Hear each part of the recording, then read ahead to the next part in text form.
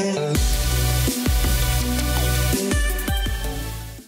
guys, it's Draken. I've got another fun bonus video from SENC 15. So these are obviously from Sword Art Online. In fact, I'm doing my best Kirito impression for you right now. Between Elucidator and the Dark Repulsor, I have both of the things necessary to unlock the dual wielding skill. If that wasn't weeaboo cringy enough for you, then it's not gonna get better from here. So, we have melee rounds both with Zingbows and without Zingbows that we use called Fellowship, and we just have a blast with melee rounds in the Southeast Nerf Club. It's a lot like LARP without any of the frills, the circumstance, and the bowing. We just get out there and beat one another with foam swords. Hopefully you're a big enough fan of the channel that sounds fun. If you're a big enough fan of Sword Art Online, these are pretty sweet. They're not really expensive. They run about $25, a little bit less on Amazon. I'll put a link in the description box below.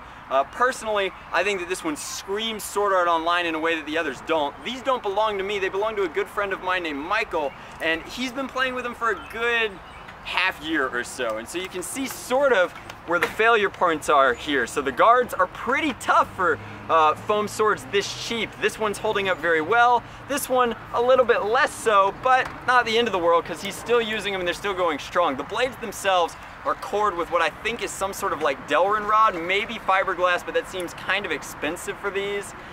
Plenty of cush as you come in here. You can kind of see if I hold them right,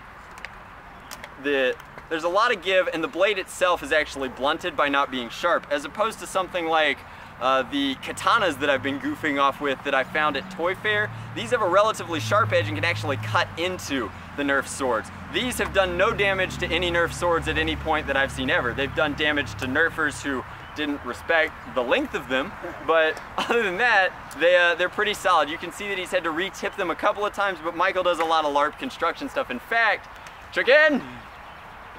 Woo!